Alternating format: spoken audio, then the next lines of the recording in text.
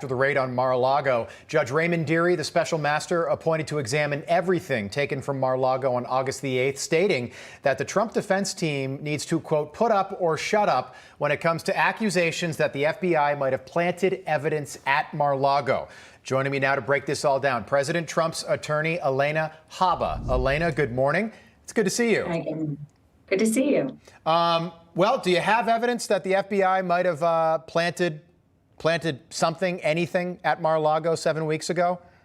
You know what we know, and I'm not going to speak into details because it would obviously be confidential and go to the defense of the case. The attorney's handling it, which I am not, but as I have said on the show before, I think the concern is that we have recordings of these agents going in, and then we were not permitted to watch the agents in Mar-a-Lago go into his office space, for instance, or his home, his bedroom, or Melania's closet. And that is incredibly concerning. Another thing is they came in with equipment, with bags. So you never know. Unfortunately, the climate that we're in politically has led us to believe that we can't really be sure that they're following the rule of law at any point. And that's the most concerning thing, I think, for all Americans right now, Rob. Yeah, and just the fact that the FBI has gone into Barron Trump's room before going into somebody like Hunter Biden's room. It's a little ridiculous. Let me ask you about this special master. And you mentioned this a couple days after the raid on Wake Up America, that you were going to go after a special master, Judge Raymond Dearie. What is it about Judge Dearie that made him both okay with the Trump legal team and the DOJ?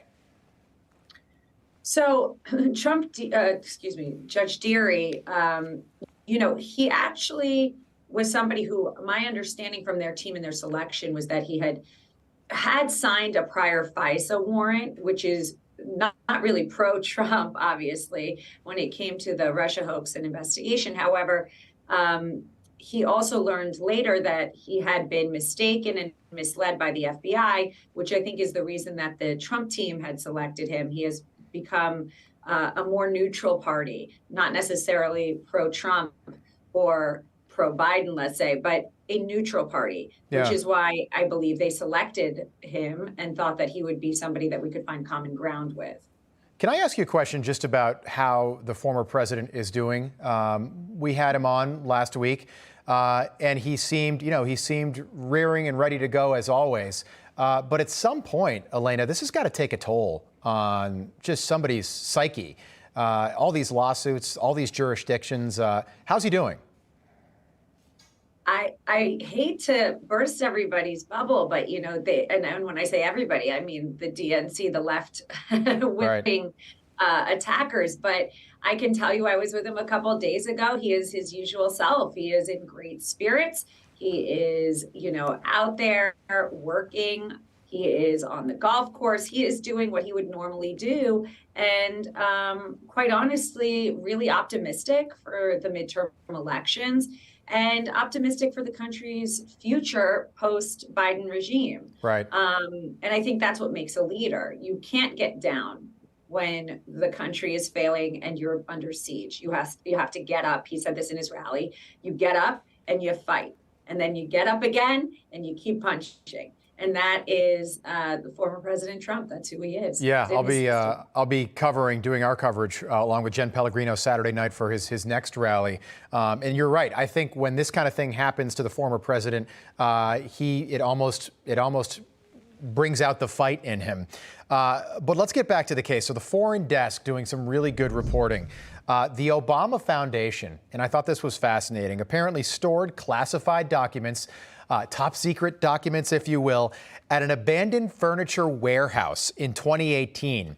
We know this because the Obama Foundation sent a letter to the National Archives Records Administration letting them know about the documents. I trust documents at Mar-a-Lago a lot more than an abandoned furniture warehouse. Why didn't Barack Obama's Martha's Vineyard mansion get raided?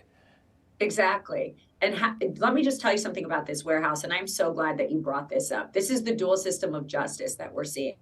This warehouse was next to a McDonald's in an abandoned parking lot. I urge your viewers, take a minute to Google this. The warehouse that he selected was unsecure. There was no Secret Service. This was not a gated property. But no, well, guess what happens with NARA? And by the way, there was an admission of classified documents there. So what does NARA say? Oh, it's not secure, but we're okay with it. How is that okay? But they come in, view Mar-a-Lago, tell us to double bolt it, and then they come raid it. This is exactly the problem. Obama had it in a parking lot, old 72,000 square foot furniture store. Right. That's where those documents were. And nobody was hemming and hawing over that. Yeah, I Googled it. Just looks like a warehouse, like you'd see off the side of the highway. And there's a McDonald's right next door. So the traffic is constantly circling where classified documents are being held. But that wasn't a problem because it was President Obama, not President Trump. And that's the exact problem with this. Great point. Just a couple seconds. Do you think there's an indictment? Do you think that Donald Trump is indicted based on whatever the DOJ finds here? You know what? If they're going to indict somebody over library books, they really need some perspective. No, I don't think so. Okay. I think we need to start talking to the DOJ for their benefit and to just clear this up and whatever confusion is going on. Okay. Alina Habba, great to see you again. Thanks so much for coming on with us. We appreciate it.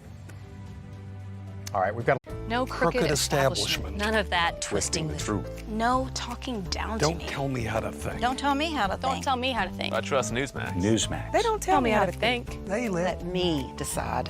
Newsmax. Real news For real people.